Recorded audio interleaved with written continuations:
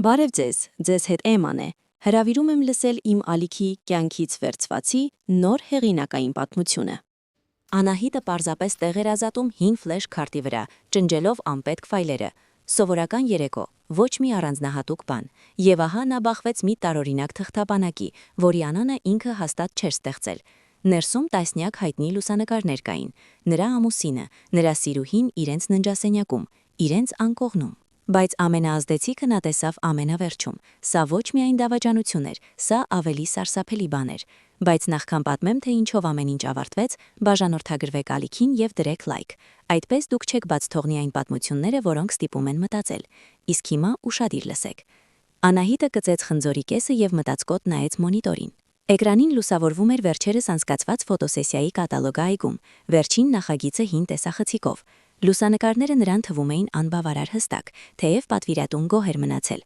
Նոր Նիկոնով նման բան չէր լինի, մտածեց նա շոյելով նվերի փայլուն կորպուսը, որը արդեն մեկ շաբաթ պատվավոր տեղ էր զբաղեցնում իր աշխատանքային սեղանի վրա։ Արան զարմացրել էր նրան ամուսնության 9-րդ տարեդարձին, երբ նա բացեց խնամքով փաթեթավորված տուփը, չհավատաց իր աչքերին, հենց այն պրոֆեսիոնալ տեսախցիկը, որի մասին խոսում էր վերջին կես տարում, բայց որը նրանք չէին կարող թույլ տալ։ Որտեղից ես կարողացել, հազիվ կարողացավ ասել նա այն ժամանակ։ Խնայել եմ, ժպտաց Արան բնորոշ ժեստով ուղղելով ակնոցները։ Ուզում էի, որ ուրախանաս։ Այդ երեկո նրանք սիրով զբաղվեցին այնպիսի կրքով, կարծես նորից ուսանողներ լինեին։ Անահիտը զգում էր, որ կրկին սիրահարվում է ամուսնուն։ Նա տեղափոխում էր ֆայլերը հին ֆլեշ քարտից, ազատելով տեղ նոր նախագծերի համար։ Լուսանկարներ Սևանից, որտեղ անցյալ ամառ հանգստացել էին դստեր Մանեի հետ։ Հաճախորդների դիմանկարներ, քաղաքային լանդշաֆտներ իր բլոգի համար։ Տարվա ընթացքում կուտակվել էր զգալի քանակությամբ նյութ։ Անահիտն արդեն պատրաստվում էր փակել, երբ նկատեց անծանոթ թղթապանակ։ Նա չէր հիշում, որ ստեղծել էր նմանը։ Միգուցե ինչ-որ հավելվածի ավտոմատ բեքափ, մտածեց նա կրկնակի սեղմելով թղթապանակը բացելու համար։ Այնինչ տեսավ ստիպեց նրան սառել խնձորը ձեռքում։ Առաջին լուսանկարում Արան լիովին մերկ գրկում էր անծանոթ շագանակագույն մազերով կնոջը։ Անահիտը խեղդվեց, հազած, բայց չէր կարողանում հայացքը պոկել էկրանից։ Նա սկսեց թերթել լուսանկարները, եւ յուրաքանչյուր նորը ավելի շատ բացահայտում էր, քան նախորդը։ Տասնյակ լուսանկարներ, որոշները պրոֆեսիոնալ, լույսի կարգավորմամբ, մյուսները նման էին սելֆիների։ Ֆոնին իրենց ննջասենյակը, հյուրասենյակը նույնիսկ խոհանոցը, որտեղ ինքը ամեն առավոտ նախաճաշ էր պատրաստում ընտանիքի համար։ Խնձորը ընկավ թուլացած մատներից եւ խուլ ձայնով տիլորվեց հատակին։ Նախավերջին լուսանկարում անծանոթ կինը նստած էր իրենց բազմոցին, այն դիրքով, որ Նանահին օգտագործել էր իր անցյալ տարվա ինքնադիմանկարի համար։ Կինը նույնիսկ նման սվիտեր էր հագել։ Սա ինչ որ հիվանդագին պարոդիա էր, մտածեց Անահիտը, զգալով թե ինչպես է սրտխառնոցը բարձրանում կոկորտին։ Վերջինը թղթապանակում վիդեո ֆայլ էր։ Դողացող մատներով նա սեղմեց նվագարկումը։ Արան կարգավորում էր տեսախցիկը, հեռանում, կրկին մոտենում, ստուգում ռակուրսը։ Հետո հայտնվեց նա, շագանակագույն մազերով կինը արտահայտիչ այտերով եւ հագեցած շուրթերով։ Վստահ ես, որ նա շուտ չի վերադառնա, հարցրեց կինը թեթևակի առողանությամբ։ Նրա գործուղումը մինչև երեկո է, պատասխանեց Արան ձայնով, որը Անահիտը չճանաչեց, ցածր, խզված։ Այդպես նա երբեք չէր խոսում իր հետ։ Մի անհանգստացիր Նարե, մենք շատ ժամանակ ունենք։ Անահիտը անջատեց վիդեոն։ Ականջներում զնգում էր, աչքերի առջև գունավոր բծեր էին լողում։ Նա նայեց ֆայլերի ստեղծման ամսաթվին։ 3 ամիս առաջ, երբ ինքը Մոսկվայում էր լուսանկարիչների կոնֆերանսում, գլխում փայլեց հիշողություն։ Արան համառում էր, որ նա գնա, թեև նա կասկածում էր արժե արդյոք ծախսել գումար տոմսի եւ հյուրանոցի վրա։ Պետք է զարգանաս, սա քո շանսն է, ասում էր նա այնպիսի հոգատարությամբ, որ նա հալվել էր։ Նա պարզապես ուզում էր ինձ հեռացնել տնից։ Ոտքերը ինքնաբերաբար տարան նրան լոգարան։ Անահիտը նայում էր իր արտացոլանքին հայելու մեջ լվացարանի վերևում։ Գունատ դեմք, կարմիր աչքեր, խռպոտ բաց շագանակագույն մազեր։ Ո՞վ է նա, շշնջեց Անահիտը իր արտացոլանքին։ Եվ որքան ժամանակ է սա տեղի ունենում։ Նա վերադարձավ համակարգչի մոտ, զգալով ներսում տարօրինակ հանգստություն։ Հենց այն հանգստությունը, որը գալիս է ուժեղ շոկից հետո, երբ օրգանիզմը պաշտպանվում է էմոցիոնալ գերբեռնվածությունից։ Արան միշտ զգույշ էր գաղտնաբառերի հետ։ Անվտանգությունը նախ եւ առաջ, ասում էր նա, աշխատելով շինարարական ընկերության համակարգային ադմինիստրատոր։ Բայց մեկ առանձնահատկություն կար. տնային սարքերի համար նա օգտագործում էր նույն գաղտնաբառը։ Այդպես ավելի հեշտ է, բացատրում էր նա, եւ պետք չէ հիշել տասնյակ կոմբինացիաներ։ Անահիտը բացեց ամուսնու նոթբուքի բրաուզերը եւ մուտքագրեց գաղտնաբառը։ Պատմության հասանելիությունը բաց էր։ Նա որոնման տողում գրեց Նարե։ Տասնյակ արդյունքներ, նամակներ, հաղորդագրություններ մեսենջերներում, հղումներ սոցցանցերում։ Նարե Հովանիսյան, 32 տարեկան, մարքետոլոգ նույն ընկերությունում, որտեղ աշխատում էր Արան։ Բաժանորդագրված է նրա սոցցանցերին անցյալ տարվանից եւ այդ ժամանակ է հայտնվել նրա կոնտակտներում։ ավելի քան 1 տարի։ Գիտակցումը հարվածեց ինչպես ապտակ։ Տելեգրամի նամակագրությունը ամենաակտիվն էր։ Անահիտը ստիպեց իրեն թերթել վերջին հաղորդագրությունները։ Նարե, երբ կհանդիպենք, կարոտել եմ, արա։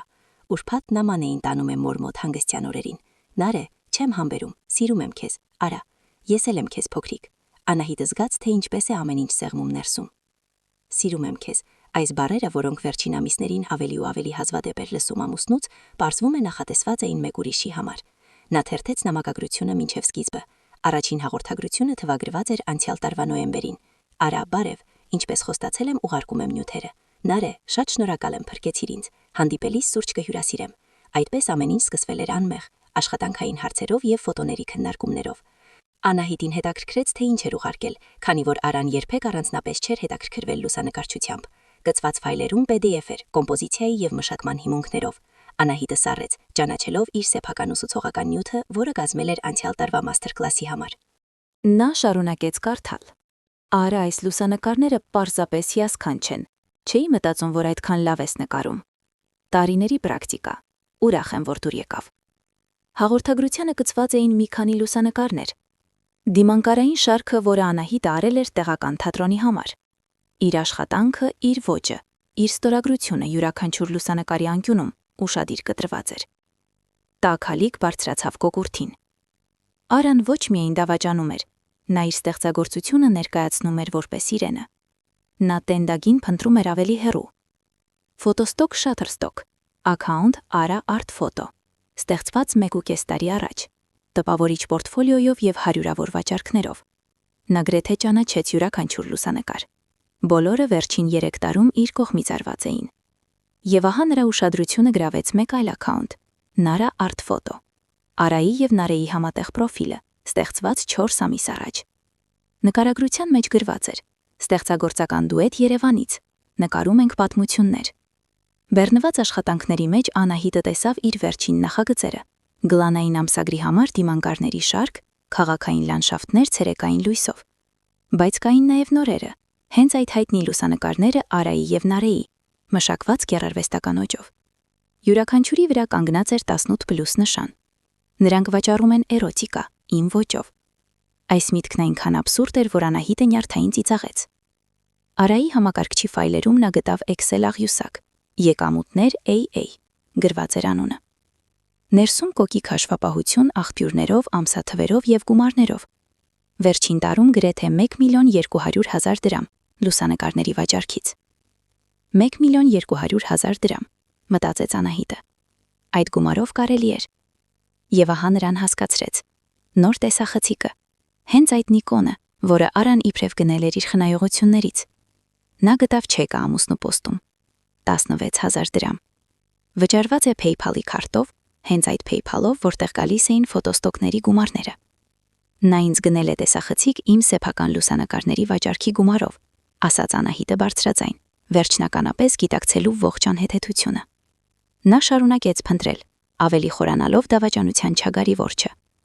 Ամուսնու էլեկտրոնային պոստը լի էր հաճախորդների հետ նամակագրություններով, ում նա վաճառում էր իր աշխատանքները։ Կային նաև Նարեի նամակները։ Մեկը գրավեց Անահիտի ուշադրությունը։ Արա, երբեմն ինձ թվում է սխալ է օգտագործել նրա աշխատանքները առանց իմացության, բայց ես այդքան հպարտ եմ քեզնով։ Դու գտել ես իդեալական ձև մոնետիզացնելու նրա անվերջ շատրվակի սեղմումները։ Ծիծաղելի է, որ մեր անվճար կոնտենտ գեներատորը նույնիսկ չի կասկածում, թե ինչպես է օգնում մեզ կառուցել ապագան։ Շուտով կկարողանանք թույլ տալ սեփական ստուդիա, եւ այլևս ստիպված չենք լինի բավարարվել նկարահանումներով ձեր բնակարանում, մինչ տանտիրուհին հերթական անիմաստ մաստեր-կլասի վրա է։ Համբուրում եմ։ Անվճար կոնտենտ գեներատոր։ Տանտիրուհի։ Այս բառերը այրում էին աչքերը։ Անահիտը տանտիրուհի չէր։ Նա աշխատում էր ֆրիլանս լուսանկարչուհի, վարում էր ֆոտոգրաֆիայի մասին բլոգ, որը բերում էր փոքր, բայց կայուն եկամուտ, եւ միաժամանակ դաստիարակում էր նրանց դստերը, մինչ Արան կառուցում էր կարիերան։ Մանե, Անահիտը նայեց ժամացույցին։ 1 ժամ հետո պետք է աղջիկաս վերցնել գեղարվեստի դպրոցից։ Հնարավոր չէ, որ երեխան տեսնի իրեն այդպիսի վիճակում։ Խոր շունչ, արտաշնչում։ Եվս մեկը։ Նա մեխանիկորեն սկսեց հավաքել ապացույցները, սկրինշոթեր էր պահում նամակագրություններից, պատճենում ֆայլերը, պահուստային պատճեններ էր անում իր արտաքին հիշողության վրա։ Գործում էր ինչպես ռոբոտ, մեթոդիկ եւ առանց էմոցիաների։ Ինչ եմ ասելու Մանեին, ինչպես եմ ընդհանրապես նայելու սեփական երեխայիս աչքերին։ Երբ ապացույցների հավաքումն ավարտվեց, Անահիտը հասկացավ, որ մնացել է կես ժամ մինչև դստեր վերադարձը։ Նա արագ լվացվեց սառը ջրով, քսեց մի քիչ տոնալ կրեմ աչքերի կարմրությունը թաքցնելու համար եւ հագավ թարմ բլուզ։ Արան աշխատանքից պետք է վերադառնար երեկոյան ժամը 7-ին, 4 ժամ որոշելու թե ինչ անել հետո։ Անահիտը Մանեին վերցրեց գեղարվեստի դպրոցից, փորձելով իրեն պահել սովորականի պես։ 7-ամյա դուստրը շատախոսում էր նոր նկարչական տեխնիկայի մասին, որն այսօր սովորել էին։ Ցույց էր տալիս ակվարելային նկար, ֆանտաստիկ արարածներով։ «Մամ ջան, դու այսօր ինչ-որ տարօրինակ ես», հանկարծ ասաց Մանեն, ուշադիր նայելով նրան իր մոխրագույն աչքերով, որոնք այնքան նման էին հոր աչքերին։ «Չես սիրում իմ նկարը»։ «Ինչ ես ասում, արևիս»։ Անահիտը ստիպեց իրեն ժպտալ։ «Շատ գեղեցիկ է։ Պարզապես գլուխս մի քիչ ցավում է»։ «Արի գնանք տատիկի մոտ, խոստացել եմ նրան տեղ տանել»։ Իրականում նա պետք է խոսեր մոր հետ, նա չէր կարողանում մենակ հաղթահարել սա։ Անահիտի մայրը Նարինեն ապրում էր մենակ 2 սենյականոց բնակարանում քաղաքի ծայրամասում, թոշակի անցած մանկավարժ։ Նա պահպանել էր սուր խելքն ու կյանքի նկատմամբ ներթափանցող հայացքը։ Մինչ Մանայի հյուրասենյակում մուլտֆիլմեր էր դիտում, Անահիտը խոհանոցում մորը պատմեց ամեն ինչ, ձայնը իջեցնելով մինչև շշնջոց։ «Սրիկա», միայն ասաց նա, երբ դուստրը ավարտեց պատմությունը։ «Եվ երկար ես մտադիր դա տանել»։ «Այսօր եմ իմացել, մամ»։ «Եվ ինչ ես մտածում անել»։ Անահիտը գլուխը թափ տվեց։ «Չգիտեմ։ Կարծես կաթվածահար եմ եղել, չեմ կարողանում հավատալ, որ սա ինձ հետ է պատահում»։ Նարինեն իր կնճռոտափով ծածկեց դստեր ձեռքը։ «Հավատա աղջիս, շատերն են անցել սրա միջով։ Ես էլ անցա քո հոր պատճառով, երբ դու դեռ դպրոց էիր գնում։ Միայն տարբերությունն այն է, որ քոնը նաև գող է։ Նա գողացել է քո աշխատանքը, քո անունը, քո ժամանակը։ Բայց ինչ ասեմ Մանեին, նա պաշտում է հորը։ Հիմա ոչ մի բան։ Նախ հասկացիր, թե ինչ ես ուզում։ Պատրաստ ես ներել եւ շարունակել ապրել դրա հետ»։ Անահիտը զգաց, թե ինչպես են նորից արդյունքները բարձրանում կոկորդին։ «Ուր եմ գնալու երեխայիս հետ»։ «Նախ իմ մոտ կգաս», կտրուկ ասաց Նարինեն, «հետո կորոշենք»։ «Դու տաղանդավոր լուսանկարիչ ես, ունես քո հաճախորդների բազան։ Պարզապես այս ամբողջ ժամանակ առաջնահերթություն ես տվել նրա կարիերային, նրա հարմարավետությանը»։ Նա լռեց եւ ավելացրեց ավելի խորը։ «Ինչպես ես ես ժամանակին»։ Նրանք խոսեցին եւս կես ժամ, եւ ամեն րոպե Անահիտ զգում էր, թե ինչպես է վերադառնում մտածելու կարողությունը։ Գործողությունների պլանը սկսեց ձևավորվել գլխում։ Տուն վերադարձան երեկոյան ժամը 6-ին։ Անահիտն ուներ 1 ժամ մինչև Արայի գալը։ Նա Մանեին շուտ քնեցրեց, ասելով, որ աղջիկը հոգնել է դպրոցից եւ լրացուցիչ պարապմունքներից հետո։ Հետո Անահիտը հանեց իր նոր տեսախցիկը, շոյեց փայլուն կորպուսը, հիշելով, թե ինչպես էր ուրախացել նվերից։ Դառը ժպիտը խեղաթյուրեց նրա դեմքը։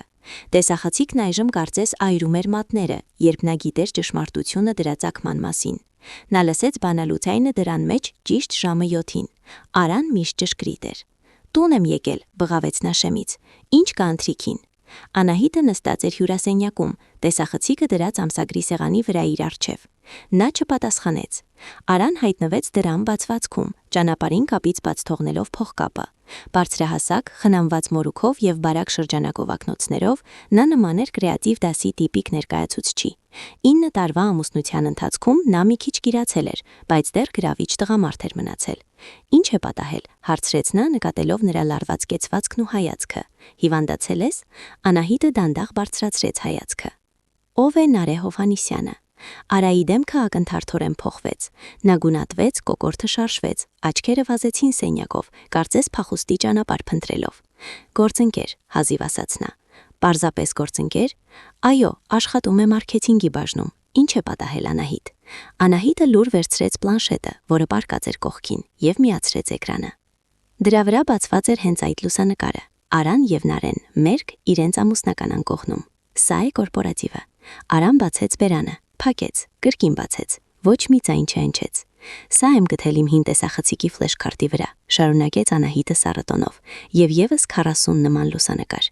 «Դուք այնքան էլ չեք փորձել թաքնվել, այո»։ «Անահիտ, ես կարող եմ բացատրել։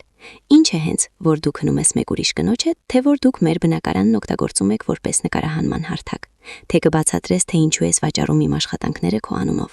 Արայի աչքերը լայնացան։ Նա հստակ չէր սպասում, որ նա կիմանա նաև դրա մասին։ «Դու փորփրել ես իմ համակարգչում»։ Նրա ձայնում հայտնվեցին վրդովմունքի նոտաներ։ Անահիտը ծիծաղեց. «Լուրջ, դու ինձ դավաճանում ես, գողանում ես իմ աշխատանքները, իսկ հիմա վրդովվում ես գաղտնիության խախտման համար»։ Նա վեր կացավ բազմոցից. «Անվճար կոնտենտ գեներատոր, այո, տանտիրուհի անիմաստ հոբբիով»։ Ես երբեք նման բան չեմ ասել։ Արան բարձրացրեց ձեռքերը պաշտպանական ժեստով։ Ոչ, դա քո սիրուհին է գրել, իսկ դու չես առարկել, դատելով նամակագրությունից։ Արան մի քայլ արեց դեպի նա. «Անահիտ, լսիր, այո, ես սխալ եմ թույլ տվել, ես շփոթվել եմ, բայց ես սիրում եմ քեզ եւ Մանեին, մենք կարող ենք ամեն ինչ շտկել»։ Շտկել։ Անահիտը գլուխը թափ տվեց. «Դու գողացել ես իմ աշխատանքները 1.5 տարի։ Դու սիրուհիդ բերել ես մեր բնակարան։ Դու ինձ գնել ես տեսախցիկ իմ լուսանկարների վաճառքից ստացած գումարով, եւ դա անվանում ես սխալ։ Ես ուզում էի ուրախացնել քեզ, այդ տեսախցիկը քո երազանքն էր։ Մի համարձակվիր», ընդհատեց նա։ «Մի համարձակվիր անել տեսք, թե մտածել ես իմ մասին։ Դու մտածել ես միայն քո մասին, քո հարմարավետության, քո հաճույքի մասին»։ Նա գլխով ցույց տվեց պլանշետի կողմը, լուսանկարով։ Արան իջավ բազմոցը, գրացած. «Ինչ ես ուզում որ անեմ։ Նախ ամբողջ ճշմարտությունը պատմիր, որքան ժամանակ է շարունակվում սա, որքան ես վաստակել իմ լուսանկարների վրա, ովքեր էլ գիտեն»։ Նա երկար լռեց, հետո հանգիստ ասաց. 1.5 տարի Նարեի հետ, 1 տարի եւ 3 ամիս։ Սկզբում պարզապես ցույց էի տալիս նրան քո աշխատանքները, բարձենում էի։ Հետո նա առաջարկեց օգտագործել դրանք կողմնակի աշխատանքի համար, ասաց, որ իր մարքեթինգային փորձով եւ իմ այցի կապերով մենք լավ կզարգացնենք։ Իսկ դու իհարկե չէիր կարող հրաժարվել այդպիսի գործարար կնոջից, ծաղրալի նկատեց Անահիտը։ Ես ուզում էի ընտանիք բերել ավելի շատ գումար։ Արայի ձայնում հայտնվեց հուսահատություն։ Դու անընդհատ խոսում էիր նոր տեսախցիկի, Եվրոպա ճանապարհորդության, վերանորոգման մասին, եւ դու որոշեցիր, որ գողությունը հիանալի միջոց է վաստակելու։ Սա գողություն չէ, սա ընտանեկան ռեսուրսների օգտագործում է, շշնջաց նա։ Մենք ընտանիք ենք, մենք ընդհանուր բյուջե ունենք։ Անահիտը կրկին ծիծաղեց, բայց այդ ծիծաղում ուրախություն չկար։ Ընտանիք, դու դավաճանել ես ամեն ինչ, ինչը մեզ ընտանիք է դարձնում, Արա, վստահությունը, հարգանքը, հավատարմությունը, ամեն ինչ։ Նա մոտեցավ սեղանին եւ վերցրեց տեսախցիկը։ Գիտես թե ինչն է ամենաազդեցիկը։ Ես այնքան երջանիկ էի, երբ դու ինձ նվիրեցիր այս տեսախցիկը։ Զգացի, որ դու գնահատում ես իմ հոբբին, իմ աշխատանքը, իսկ բարձվեց սա քո կրկնակի կյանքի պարզապես մասն է։ Նա դրեց տեսախցիկը հետ։ Որքան ես ընդհանուր առմամբ վաստակել իմ լուսանկարների վրա։ Արան անվանեց գումարը, գրեթե 3 միլիոն դրամ 1.5 տարվա ընթացքում։ Եվ ուր են այդ գումարները։ Մի մասը գնաց տեսախցիկի վրա, մի մասը մենք Նարեի հետ ներդրումներ արեցինք ստուդիական սարքավորումների մեջ, այն պահվում է նրա մոտ։ Նա բարձրացրեց հայացքը, բայց մեծ մասը հաշվին է։ Ես կարող եմ վերադարձնել ամեն ինչ մինչև կոպեկը։ Անահիտ, խնդրում եմ։ Անահիտը լուր գլխով արեց։ Կվերադարձնես տոկոսներով։ Նա դադար արեց։ Մանեն քնած է։ Չեմ ուզում, որ նա արթնանա եւ լսի մեր խոսակցությունը։ Քեզ երկու տարբերակ կա. կամ հավաքում ես իրերը եւ հենց հիմա հեռանում ես, կամ ես վերցնում եմ աղջկաս եւ մենք գնում ենք իմ մոր մոտ։ Անահիտ, արի չանենք։ Ընտրիր, ընդհատեց նա։ Քեզ 1 րոպե։ Արան նայում էր նրան անվստահությամբ։ Դու չես կարող պարզապես այդպես վռնդել ինձ իմ տանից։ Ճիշտ ես, չեմ կարող։ Իրավաբանորեն այս բնակարանը երկուսինես է, բայց ես կարող եմ դիմել ամուսնալուծության եւ գույքի բաժանման, ներառյալ քո եկամուտները իմ աշխատանքների վաճառքից։ Կարող եմ դիմել ֆոտոստոկներին, հեղինակային իրավունքների խախտման մասին։ Կարող եմ այնպիսի սկանդալ սարքել, որ քեզ եւ քո Նարեին աշխատանքից հեռացնեն ընկերությունից, աշխատանքային ժամանակը ոչ նպատակային օգտագործելու համար։ Անահիտը զգում էր, թե ինչպես է ներսում բորբոքվում արդարացի զայրույթի կրակը, եւ հիմա ընտրիր, դու ես գնում թե մենք։ Արան հասկացավ, որ նա չի կատակում։ Նա անդուր վեր կացավ եւ գնաց ննջասենյակ։ 15 րոպե հետո նա դուրս եկավ փոքր ճանապարհային պայուսակով։ Կարող եմ հրաժեշտ տալ աղջկաս։ Նա քնած է եւ չեմ ուզում, որ արթնացնես նրան։ Եվ ինչ ես ասելու նրան վաղը, երբ հարցնի, թե որտեղ է հայրիկը։ Ինչ որ բան կմտածես։ Անահիտը բացեց մուտքի դուռը։ Գնա։ Երբ Արայի հետևից փակվեց դուռը, Անահիտը հենվեց պատին եւ դանդաղ սահեց հատակին։ Միայն հիմա, երբ ամուսինը գնաց, նա թույլ տվեց իրեն իսկապես լաց լինել։ Հաջորդ մի քանի օրերը անցան ինչպես մառախուղի մեջ։ Անահիտը արձակուրդ վերցրեց աշխատանքից հիվանդության պատճառաբանությամբ։ Մանեին ասաց, որ հայրիկը գնացել է գործուղման։ Աղջիկը ընդունեց բացատրությունը առանց հարցերի։ Արան եւ նախկինում երբեմն մի քանի օրով գնում էր աշխատանքով։ Արան անընդհատ զանգում եւ գրում էր։ Սկզբում աղաչում էր ներողություն, երդվում էր շտկվել, խոստանում էր վերադարձնել ամբողջ գումարը։ Հետո սկսեց սպառնալ, որ ամուսնալուծության դեպքում կվերցնի Մանեին եւ գույքի կեսը։ Հետո կրկին անցավ աղաչանքների։ Անահիտը չէր պատասխանում։ 4-րդ օրը նա ուղարկեց հաղորդագրություն, որից Անահիտի մաշկի վրա մրսածություն անցավ։ Նարեն հղի է։ Ինձ պետք է վերցնել իմ իրերը եւ կահույքի մի մասը։ Նա անմիջապես զանգեց փաստաբանին, ում գտել էր ընկերուհու առաջարկով։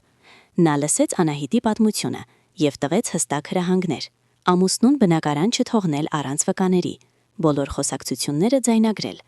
առանց խորհրդակցության ոչ մի փաստաթուղթ չստորագրել,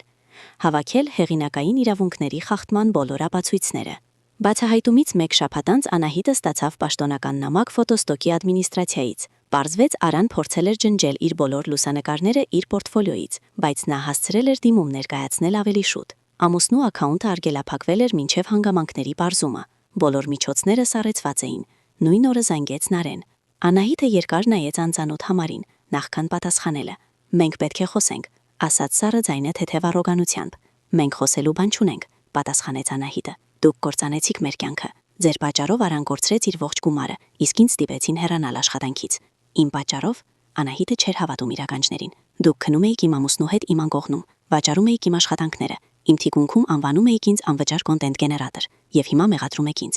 Դուք չեք հասկանում»։ Նարեի ձայնը դողաց։ «Ես հղի եմ։ Մենք Արայի հետ սիրում ենք միմյանց։ Նա ասում էր, որ դուք ապրում եք ինչպես հարևաններ, որ ձեր մոտ ինտիմ չկա։ Եվ դուք իհարկե հավատացիք», ընդհատեց Անահիտը։ «Ասացեք Նարե, դուք աշխատում եք մարքեթինգում։ Ձեզ չթված տարօրինակ, որ պրոֆեսիոնալ լուսանկարիչը օտար աշխատանքներ է ներկայացնում որպես իրենը»։ Գծի մյուս ծայրում լռություն։ Նա ասաց, որ սա ձեր համատեղ նախագիծն է, վերջապես ասաց Նարեն, որ դուք չեք ուզում լուսաբանել ձեր անունը ինչ-որ ամսագրի հետ պայմանագրի պատճառով։ Անահիտը փակեց աչքերը։ Եվս մեկ կին, խաբված Արայի կողմից։ «Լսեք Նարե, ես ձեզ չարություն չեմ մաղթում։ Եթե իսկապես հղի եք, ընդունեք իմ շնորհավորանքները, բայց մեր գույքը կբաժանվի դատարանով, եւ իմ ինտելեկտուալ սեփականությունը կմնա իմը։ Դուք չեք խլի մեր երեխայից նորմալ կյանքի իրավունքը»։ Նարեի ձայնում հայտնվեցին հիստերիական նոտաներ։ Արան ասաց, որ եթե դուք դատի տակ նա կպահանջի մանեին եւ ձեզնից ալիմենտներ։ Վստահ եմ, որ նրա փաստաբանը կբացատրի նրան, թե որքան ոչ իրական են այդպիսի սպառնալիքները։ Հանգիստ պատասխանեց Անահիտը։ «Իսկ հիմա խնդրում եմ ներել ինձ»։ Նա դրեց խողովակը եւ խորը շունչ քաշեց։ «Հղի, երեխա»։ Այս բառերը անհանգստացնող ցավով արձագանքում էին սրտի շրջանում։ Ամուսնալուծության գործընթացը ավելի երկար տևեց, քան սպասում էր Անահիտը։ Արան վիճարկում էր նրա յուրաքանչյուր պահանջը, ձգձգում ընթացակարգերը։ Մի քանի անգամ չէր ներկայանում դատարան, մինչդեռ կյանքը շարունակվում էր։ Անահիտը սկսեց աշխատել ամբողջական օր, վերցրեց լրացուցիչ նախագծեր։ Նրա պրոֆեսիոնալիզմն ու տաղանդը արագ գրավեցին նոր հաճախորդներ։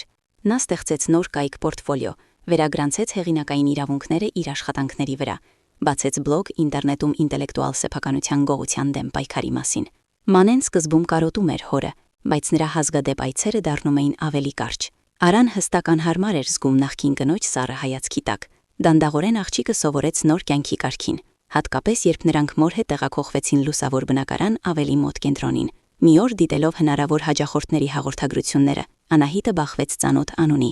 Նարե Հովանիսյանը խնդրում էր հանդիպում։ «Մենք իսկապես պետք է խոսենք», գրված էր հաղորդագրության մեջ։ Հետաքրքրասիրությունը հաղթեց զգուշավորությանը։ Նրանք հանդիպեցին Չեզոք տարածքում գտնվող սրճարանում։ Նարեն թվում էր նիհարած եւ հոգնած։ Հղիության որևէ նշան չէր երևում, թեև վերջին խոսակցությունից անցել էր գրեթե 4 ամիս։ «Շնորհակալ եմ, որ համաձայնեցիք հանդիպել», սկսեց Նարեն նյարդային խառնելով սուրճը։ «Ես պետք է ներողություն խնդրեմ ձեզնից»։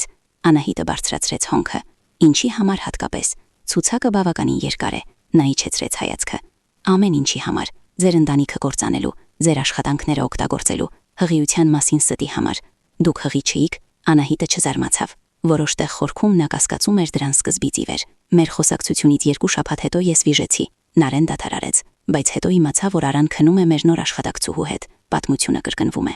Անահիտը զգաց տարօրինակ դատարկություն ներսում։ Ոչ զայրույթ, ոչ բավարարվածություն, պարզապես փաստի հաստատում։ «Ինչու եք ինձ սա պատմում»։ «Որովհետև ուզում եմ փոխհատուցել իմ մեղքը»։ Նարեն պայուսակից հանեց ֆլեշ քարտը։ «Այստեղ կան ձեր աշխատանքների վաճառքի բոլոր նյութերը, հաճախորդների կոնտակտներ, գումարներ, ամսաթվեր։ Ես պատրաստ եմ ցուցմունքներ տալ դատարանում, եթե դա կօգնի ձեզ փոխհատուցում ստանալ»։ Անահիտը երկար նայեց ֆլեշ քարտին, հետո դանդաղ ձեռք մեկնեց եւ վերցրեց այն։ «Ինչու հիմա»։ «Որովհետև հասկացա, որ ես պարզապես եւս մեկ զինվոր էի նրա խաղում։ Ինչպես դուք, ինչպես այս նոր աղջիկը»։ Նարեն դառը ժպտաց։ «Գիտեք, նա նաեւ նրան ցույց էր տալիս ձեր աշխատանքները։ Ասում էր, որ սա իր պորտֆոլիոն է»։ Նրանք խոսեցին եւս մեկ ժամ։ Նարեն պատմեց իր տարբերակը իրադարձությունների, թե ինչպես է Արան մանիպուլյացիայի ենթարկել իրենց երկուսին, խաղալով Նարեի ամբիցիաներով եւ Անահիտի մայրական ինստինկտներով։ Ամենասարսափելին, խոստովանեց Նարեն վերջում, որ ես իսկապես հիանում էի ձեր աշխատանքներով, երբ մտածում էի, որ դրանց հեղինակը Արան է։ Իսկ հիմա գիտեմ, որ դրանք ավելի լավն են, որովհետև ստեղծված են առանց ստի եւ մանիպուլյացիաների։ Երբ հրաժեշտ էին տալիս, Նարեն անվճռականորեն ձեռք մեկնեց։ Ես չեմ խնդրում ներողություն։ Գիտեմ, որ արժանի չեմ դրան, բայց ուզում եմ, որ իմանաք, ես զղջում եմ ամեն ինչի համար։ Անահիտը սեղմեց մեկնած ձեռքը։ Ես գնահատում եմ ձեր ազնվությունը հիմա եւ տրամադրած տեղեկատվությունը։ Նարեի տրամադրած նյութերը դարձան որոշիչ ամուսնալուծության գործընթացում։ Դրանց օգնությամբ Անահիտի փաստաբանը ապացուցեց Արայի ֆինանսական մահացությունների մասշտաբը։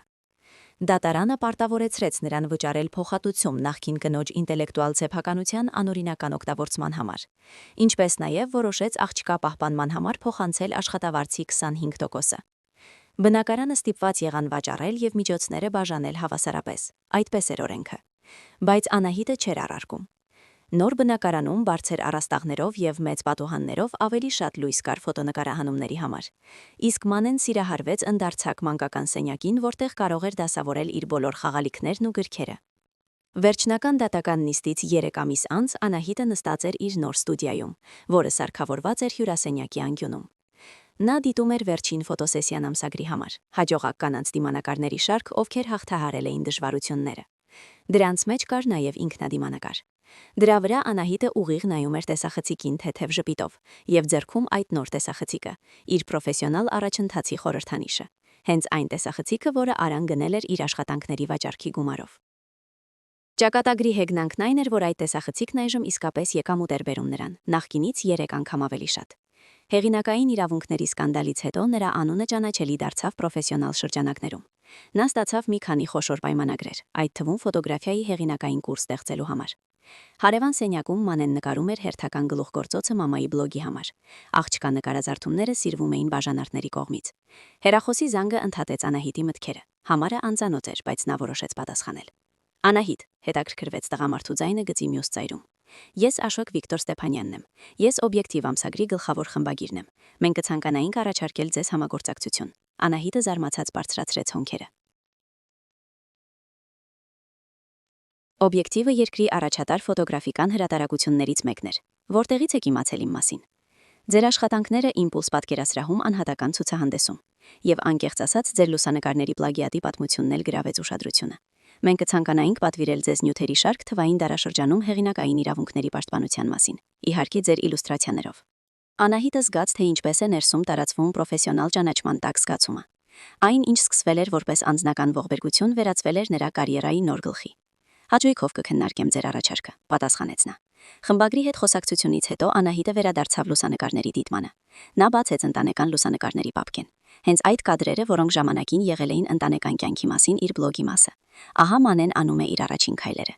Ահա նրանք Արայի հետ պիկնիկի ժամանակ այգում։ Ահա նրանց համատեղ սելֆին ծովի մայրամուտի ֆոնին։ Ավելի վաղ այս լուսանկարները միայն ցավ էին առաջացնում նրա մոտ։ Հիմա նա նայում էր դրանց թեթև տխրությամբ, բայց առանց դառնության։ Սա իր կյանքն էր, իր պատմությունը, եւ նա չէր պատրաստվում թույլ տալ, որ ամուսնու դավաճանությունը խլի իրեն այս հիշողությունները։ Անահիտը ստեղծեց նոր պապկա եւ սկսեց տեղափոխել ընտրված լուսանկարները դրա մեջ։ Մեր պատմությունը, այդպես անվանեց նա այն։ Այս լուսանկարները կմնան Մանեի համար, որպեսզի աղջիկը իմանա, չնայած ամեն ինչին, իր մանկության մեջ շատ երջանիկ պահեր են եղել։ Ընտրությունն ավարտելուց հետո Անահիտը վերցրեց նոր տեսախցիկը եւ արեց իր արտացոլանքի լուսանկարը հայելու մեջ։ Ինքը եւ դուստրը, երկուսն էլ շփտում են։ Նրանց նոր կյանքի առաջին լուսանկարը։ Հնարավոր է, մտածեց Անահիտը բեռնելով լուսանկարը համակարգչում։ Մի օր ես կգրեմ գիրք այս պատմության մասին, այն մասին, թե ինչպես կարող է դավաճանությունը դառնալ ինչ-որ նոր բանի սկիզբ։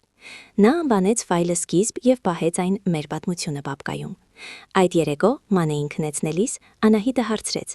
«Ինչ ես կարծում, երբ մեծանաս, ինչ կուզենայիր անել կյանքում»։ Մանեն մի պահ մտածեց, հետո վստահորեն պատասխանեց 7-ամյա երեխայի վստահությամբ. «Ուզում եմ լինել ինչպես դու, մամ, անել գեղեցիկ լուսանկարներ եւ օգնել մարդկանց պատմել իրենց պատմությունները»։ Անահիտը ժպտաց եւ համբուրեց դուստր ճակատը։ «Քեզ մոտ կլինի քո սեփական պատմությունը արևս, եւ այն հրաշալի կլինի»։ Երբ Մանեն քնեց, Անահիտը վերադարձավ համակարգչի մոտ եւ բացեց նոր նախագծի էսկիզով փաստաթուղթը։ Օբյեկտիվ իրականություն։ Ֆոտոցուցահանդես կանանց մասին, ովքեր անցել են դավաճանության միջով եւ գտել են իրենց մեջ ուժ սկսելու նոր կյանք։ Նա չէր պատրաստվում այս պատմությունը դարձնել բացառապես իր մասին։ Իր փորձը միայն մեկնարկային կետ էր։ Վերջին ամիսների ընթացքում նա ծանոթացել էր տասնյակ կանանց հետ, որոնցից յուրաքանչյուրը անցել էր իր դժոխքով եւ գոյատևել։ Նրանց դեմքերը, նրանց պատմությունները, նրանց նոր սկզբնավորումները։ Ահա թե ինչ էր ուզում նա ամրագրել։ Ցուցահանդեսի գաղափարը եկել էր նրա մոտ Նարեի հետ հանդիպումից հետո, որքան էլ տարօրինակ լինի, նրանց խոսակցությունը սրճարանում դարձավ շրջադարձային պահ։ Անահիտը տեսավ ամուսնու նախկին սիրուհու աչքերում նույն դատարկությունը, որն ինքն էր զգում։ Նրանք երկուսն էլ եղել էին մեկ եւ նույն մարդու մանիպուլյացիայի զոհեր։ Անահիտը չներեց Նարեին, դրա համար չափից շատ բաներ ասվել եւ արվել, բայց նա հասկացավ, որ ատելությունը չափից շատ էներգիա է խլում, որը ավելի լավ է ուղղել ստեղծագործությանը։ Նա ստեղծեց ապագա ցուցահանդեսի բուկլետի էսկիզ եւ Նարեի անունը գրեց պոտենցիալ մոդելների ցանկում։ Հնարավոր է նա կհրաժարվի, հնարավոր է կհամաձայնի։ Ամեն դեպքում դա կլինի իրենց ընտրությունը, առանց օտար մանիպուլյացիաների։ Անահիտը ժպտաց նայելով նախագծի մասնակիցների աջող ցանկին։ Տարբեր տարիքի, մասնագիտությունների, ծագման կանայք, որոնք միավորված էին միայն մեկ ձգտմամբ, առաջ շարժվել, չնայած անցյալի վնասվածքներին։ Օբյեկտիվ իրականություն։ Ցուցահանդես այն մասին, թե ինչ է տեղի ունենում, երբ քանդվում է սովորական աշխարհը։ Այն մասին, թե ինչպես են նախկին կյանքի բեկորներից կառուցվում նորը, հաճախ ավելի լավը, քան նախորդը։ Հերախոսը թրթռաց, հաղորդագրություն արայից։ Հուսով եմ ամեն ինչ լավ է ձեզ մոտ։ Կարող եմ կիրակի օրը տեսնել Մանեին։ Անահիտ այս բառերին նայելիս չզգաց ոչ զայրույթ, ոչ ցավ, միայն հանգիստ վստահություն, որ այլևս երբեք չի թույլ տա այս մարդուն վերահսկել իր կյանքը։ Մանեն ուրախ կլինի, կարճ պատասխանեց նա եւ վերադարձավ նախագծի վրա աշխատանքին։ Արան նյարդային էր, սպասելով աղջկան զվարճանքի պարկի մուտքի մոտ։ Նա նիհարել էր, աչքերի տակ ստվերներ էին ընկել, մորուքում հայտնվել էին առաջին մոխրագույն մազերը։ Հայրիկ, Մանեն ուրախ ճիչով նետվեց նրա գիրքը։ Նա բարձրացրեց նրան եւ ամուր գրկեց։ Որքան ես մեծացել արքայադուստր։ Անահիտը կանգնած էր կողքից, դիտելով նրանց հանդիպումը։ Նա չէր պատրաստվում խանգարել հոր եւ դստեր շփմանը, բայց նաեւ դեռ պատրաստ չէր Մանեին մենակ թողնել Արայի հետ։ Վերքերը դեռ շատ թարմ էին։ Շնորհակալ եմ, հանգիստ ասաց Արան, մոտենալով նրան, մինչ Մանեն դիտում էր զվարճանքների քարտեզը։ Գիտեմ, որ նույնիսկ դրան չեմ արժանի։ Դու նրա հայրն ես, պարզապես պատասխանեց Անահիտը։ Ես կսպասեմ ձեզ սրճարանում 3 ժամ հետո։ Նա տվեց նրան փոքրիկ ուսապարկ։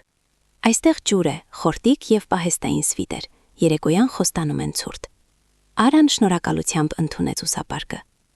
Դու լավ տեսք ունես, նույնիսկ երջանիկ։ Ես երջանիկ եմ, հաստատեց Անահիտը։ Ազատ եմ ստից, զբաղվում եմ սիրած գործով եւ այլևս թույլ չեմ տալիս, որ որևէ մեկը օգտագործի ինձ կամ իմ աշխատանքը։ Նա տեսավ, թե ինչպես է նա դեմքը խոժորեց վերջին բառերից, բայց չզգաց բավարարվածություն նրա անհարմարությունից, պարզապես փաստ արձանագրեց։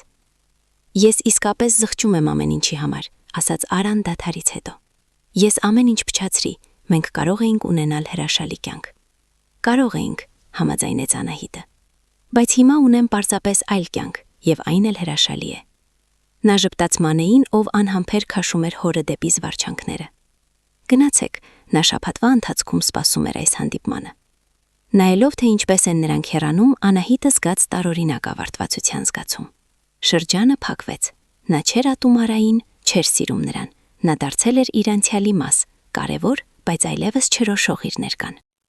Անահիտը ուղղվեց մոտակա սրճարան, հանեց նոթբուքը եւ զբաղվեց օբյեկտիվ ամսագրի համար նյութերի պատրաստմամբ։ Թվային դերաշրջանում հեղինակային իրավունքների պաշտպանության մասին հոդվածը պահանջում էր մանրակրկիտ մշակում։ Նա տեքստում ներառեց ոչ միայն պրոֆեսիոնալ գիտելիքներ, այլև անձնական փորձ, առանց ավելորդ էմոցիաների, բայց խորքային ըմբռնմամբ խնդրի։ 3 ժամն անցավ աննկատ։ Երբ Մանեն եւ Արան հայտնվեցին սրճարանի մոտ, նա հենց նոր ավարտում էր վերջին պարբերությունը։ Մամ, մենք ամերիկյան լեռներով էինք վարում, հուզված պատմում էր Մանեն, եւ հայրիկը ինձ հսկայական շաքարի բամբակ գնեց։ Հուսով եմ ախորշակը չես փչացրել ընթրիքից առաջ։ Անահիտը ժպտալով շոյեց դստեր մազերը եւ հայացքը տեղափոխեց նախկին ամուսնու վրա։ Շնորհակալ եմ, որ ժամանակին ես վերադարձրել նրան։ Արան գլխով արեց։ Կարող եմ ամեն կիրակի գալ։ Անահիտը մի պահ մտածեց։ Եթե Մանեն ուզում է, ես դեմ չեմ, բայց մինչև որոշ ժամանակ միայն իմ ներկայությամբ մոտակայքում։ Նա չբացատրեց իր զգուշավորության պատճառը։ Արան ինքը լավ հասկանում էր, թե ինչու չի վստահում իրեն։ Իհարկե, արագ համաձայնեց նա։ Ես ինքս էլ ավելին չէի խնդրի։ Նա անհարմար ոտքից ոտք էր տեղափոխում։ Անահիտ, ուզում եմ ասել, ես այլևս ոչ Նարեի, ոչ ուրիշի հետ եմ։ Փորձում եմ հասկանալ ինքս ինձ, հոգեբանի մոտ եմ գնում։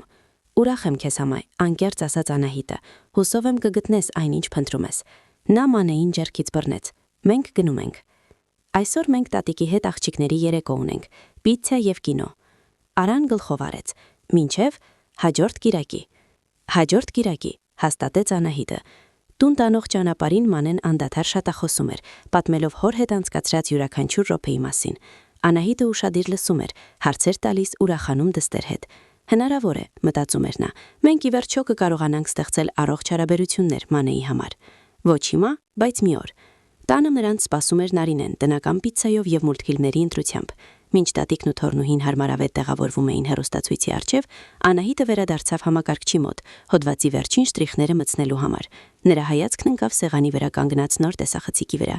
Նիկոնը, որը ժամանակին խորհրդանշում էր ամուսնու դավաճանությունը, այժմ դարձել էր իր անկախության եւ պրոֆեսիոնալ աճի գործիք։ Անահիտը մատներով անցավ փայլուն կորպուսի վրայով։ Ծիծաղելի է, մտածեց նա, թե ինչպես մեկ եւ նույն առարկան կարող է այդքան տարբեր իմաստներ կրել։ Նա ուղարկեց պատրաստի հոդվածը օբյեկտիվի խմբագրին եւ փակեց նոթբուքը։ Առջևում էր երեկո սիրելի մարդկանց հետ, դստեր եւ մոր հետ։ Իսկ վաղը նոր օր եւ նոր նախագծեր։ Կյանքը շարունակվում էր եւ լի էր անսպասելի հնարավորություններով։ 6 ամիս անց Անահիտը կանգնած էր պատկերասրահի կենտրոնում, շրջապատված իր աշխատանքներով։ Օբյեկտիվ իրականություն ցուցահանդեսի բացումը գրավել էր ոչ միայն պրոֆեսիոնալ համայնքի, այլև լայն հանրության ուշադրությունը։ Պատմություն կանանց մասին, ովքեր անցել են դավաճանության միջով եւ գտել են ուժ սկսելու նորից, բարձվեց շատ մոտ շատերին։ 20 պատմություն, 20 ֆոտոդիմանկար։ Յուրաքանչյուրը իր ցավով, իր բուժման ճանապարհով, իր նոր սկզբով։ Հիասքանչ աշխատանք, ասաց ձայնը Անահիտի թիկունքից։ Նա շրջվեց եւ տեսավ օբյեկտիվի գլխավոր խմբագրին։ Շնորհակալ եմ, առանց ձեր աջակցության այս նախագիծը հազիվ թե այսքան արագ իրականացվեր։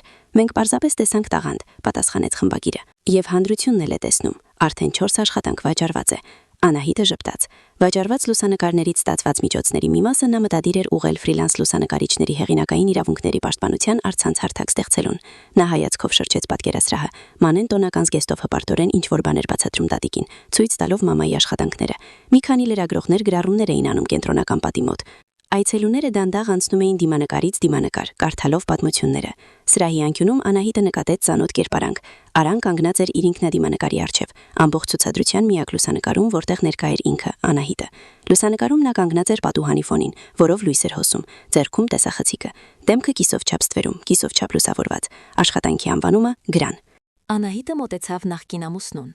Չէի սպասում քեզ այստեղ տեսնել։ Արան անակնկալից ցնցվեց։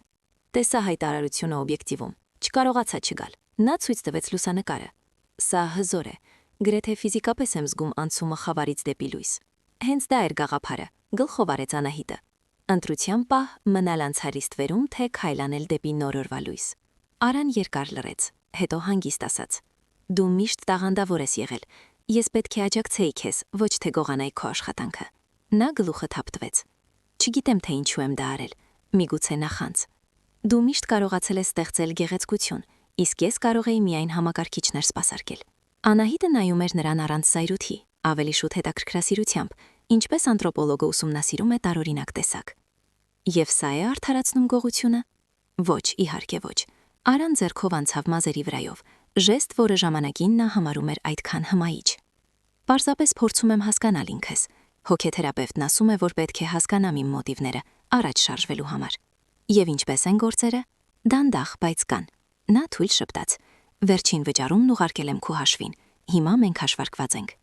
Փողը չի վերադարձնի վատնված ժամանակն ու վստահությունը, նկատեց Անահիտը, առանց դառնության։ Բայց ես գնահատում եմ ժեստը։ Նրանք լուր կանգնած էին, նայելով լուսանկարին։ Երկու մարդ, որոնք ժամանակին ամենամոտն էին միմյանց, այժմ գրեթե օտարներ։ Ուրախ եմ, որ քեզ մոտ ամեն ինչ լավ է, վերջապես ասաց Արան։ Դու արժանի ես այս հաջողությանը, միշտ արժանի ես եղել։ Շնորհակալ եմ, պարզապես պատասխանեց Անահիտը։ Հուսով եմ դու էլ կգտնես քո ճանապարհը։ Մանեն նկատեց հորը եւ վազեց սրախով գրեթե շրջելով տարեց ծույքին, ովքեր դիտում էին լուսանկարները։ Հայրիկ, եկել ես մամայի աշխատանքները տեսնելու։ Արան բարձրացրեց դստերը գիրկը։ Իհարկե, չէի կարող բաց թողնել այդպիսի կարևոր իրադարձություն։ Դու տեսել ես այն լուսանկարը, որտեղ ես էլ կամ։ Մանեն ցույց տվեց սրահի հեռավոր անկյունը։ Մաման նկարել է ինձ, երբ նկարում էի։ Գնանք նայենք։ Արան իջեցրեց դստերը եւ թույլ տվեց նրան տանել իրեն։ Անահիտը նայում էր նրանց հետևից թեթև ժպիտով։ Ինչ էլ որ լիներ իրենց եւ Արայի պատմությունը, Մանեն միշտ կլինի նրանց կապող օղակը։ Եվ դստեր համար արժեր գտնել ձև, եթե ոչ ընկերանալու, ապա առնվազն խաղաղ գոյակցելու։ Մոտեցավ երիտասարդ կինը բլոկնոտով, բեյջից ստատելով նորաձև հրատարակության լրագրող։ Անահիտ, կարող եմ ձեզ մի քանի հարց տալ։ Ձեր ցուցահանդեսը իսկական ֆուրոր է առաջացրել։ Անահիտը գլխով արեց։ Իհարկե, բայց եկեք գնանք պատուհանի մոտ, այնտեղ ավելի լավ լույս է։ Սա ինքնակենսագրական նախագիծ է, հարցրեց լրագրողը, երբ նստեցին անկյունում գտնվող փոքրիկ բազմոցների վրա։ Հայտարարության մեջ նշվում էր, որ գաղափարը ծագել է անձնական փորձից։ Մասամբ, համաձայնեց Անահիտը։ Բայց ես չէի անվանի այն ինքնակենսագրական, ավելի շուտ կանանցի ուժի եւ վերածննդի կարողության հետազոտություն։ Նախագծի յուրաքանչյուր հերոսուհի անցել է իր ճանապարհը դավաճանությունից դեպի նոր սկիզբ։ Ներառյալ ձեզ, ներառյալ ինձ, հաստատեց Անահիտը։ Բայց իմ պատվությունը միայն 20-րդն է եւ հավատացեք, ոչ ամենադրամատիկը։ Նրանք խոսեցին եւս 15 րոպե։ Լրագրողը խելացի հարցեր էր տալիս կոմպոզիցիայի, լուսավորման, մոդելների ընտրության մասին։ Անահիտը պատասխանում էր անկեղծորեն, առանց թաքցնելու։ Երբ հարցազրույցն ավարտվեց, մոտեցավ Նարինեն։ Անահիտ, քեզ փնտրում է պատկերասրահի տնօրենը, կարծես ուզում է քննարկել ցուցահանդեսդ իրենց մոտ անցկացնելը։ Անահիտը ներողություն խնդրեց լրագրողից եւ ուղղվեց պատկերասրահի տնօրենի մոտ։ Բանակցությունները կարճ եւ արդյունավետ էին։ Նրա ցուցահանդեսը մեկնում է շրջագայության երկրի խոշոր քաղաքներով։ Երեկոն մոտենում էր ավարտին։ Հյուրերը դանդաղ ցրվում էին, իրենց հետ տանելով կատալոգներ լուսանկարներով եւ հերոսուհիների պատմություններով։ Մանեն քնել էր անկյունի բազնոցին, հանգստացած երաժշտության եւ ձայների մեղ մաղմուկով։ Անահիտը մնաց մենակ պատկերասրահի կենտրոնում։ Նա դանդաղ շրջեց սրահով, մատների ձայներով շոշափելով իր աշխատանքների շրջանակները։ Յուրաքանչյուր լուսանկար իր ճանապարհի մասն էր, հաղթահարման վկայություն։ 1 տարի առաջ, երբ հայտնաբերեց ամուսնու եւ նրա սիրուհու լուսանկարներով պապկեն, նա չէր կարող պատկերացնել, որ դավաճանությունը կհանգեցնի այդպիսի պրոֆեսիոնալ առաջընթացի։ Դառնությունը վերածվել էր ստեղծագործական էներգիայի, ցավը նման փորձ ունեցող այլ կանանց հանդեպ կարեկցանքի։ Անահիտը մոտեցավ իր գրան ինքնադիմանկարին։ Լուսանկարը արված ամուսնալուծությունից հետո ամենածանր ժամանակաշրջանում, երբ յուրաքանչյուր օր պայքար էր հուսահատության եւ ապագայի նկատմամբ անվստահության հետ։ Նա հիշեց, թե ինչպես էր կարգավորում տեսախցիկը, ընտրում ռակուրսը, կարգավորում լուսավորությունը, ինչպես կադր առ կադր փնտրում էր իդեալական կոմպոզիցիա իր վիճակը փոխանցելու համար։ Անցյալի եւ ապագայի, ցավի եւ բուժման սահմանագծին։ Սա շրջադարձային պահ էր, մտածում էր Անահիտը, դիտելով լուսանկարը։ Օրը, երբ որոշեց, որ ամուսնու դավաճանությունը չի որոշի իր հետագա կյանքը, որ ինքը կլինի իր պատմության հեղինակը, այնպես ինչպես եղել է իր լուսանկարների հեղինակը, որոնք նա փորձել էր յուրացնել։ Վերջին այցելուն լքեց պատկերասրահը։ Տնօրենը մոտեցավ Անահիտին։ Հիասքանչ հաջողություն, առաջին իսկ օրը վաճառվել է կեսը։ Կարծում եմ մնացածը կգնան շաբաթվա վերջին։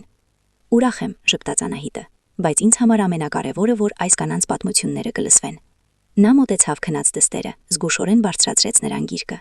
Մանեն քնկոտ ինչ-որ բան մրմնջաց եւ քիթը թաղեց մորուսին։ Թույլ տուր օգնեմ, առաջարկեց Նարինեն, վերցնելով դստեր պայուսակը։ Մեքենան սպասում է մուտքի մոտ։ Անահիտը վերջին անգամ նայեց պատկերասրահին լի իր աշխատանքներով։ 6 ամիս պատրաստություն, տասնյակ հարցազրույցներ հերոսուհիների հետ, հարյուրավոր ժամեր նկարահանումների եւ մշակման։ Նախագիծ, որը ծնվել էր անձնական ողբերգությունից եւ աճել էր ինչ-որ ավելի մեծ բանի, քան պարզապես ֆոտոցուցահանդես։ Միգուցե սա էր այդ ցնցման նպատակը, մտածեց նա։ Ինձ դուրս հանել հարմարավետության գոտուց եւ իսկապես իրացնել իմ ներուժը։ Արդեն մեքենայում, երբ մանանամր քնած էր հետևի նստատեղին, իսկ Նարինեն հանգիստ պատմում էր այցելուների հիացմունքի մասին, Անահիտը զգաց զարմանալի հանգստություն եւ ավարտվածության զգացում։ Շրջանը փակվեց։ Դավաճանության պատմությունն ստացավ իր ավարտը, ոչ վրեժխնդրությամբ, ոչ մոռացությամբ, այլ ցավի վերացմամբ արվեստի, անձնական վնասվածքի, ունիվերսալ ուղերձի վերացմամբ այլ կանանց համար, ովքեր անցնում են նման փորձառության միջով։ Անահիտը ժպտաց նայելով պատուհանից գիշերային քաղաքին։ Վաղը կսկսվի նոր օր, նոր նախագծեր, նոր լուսանկարներ, նոր պատմություններ։ Եվ այո, հնարավոր է նոր գիրք, օտար օբյեկտիվ, կնոջ մասին, ով վերադարձրեց իրեն սեփական կյանքի հեղինակ լինելու իրավունքը։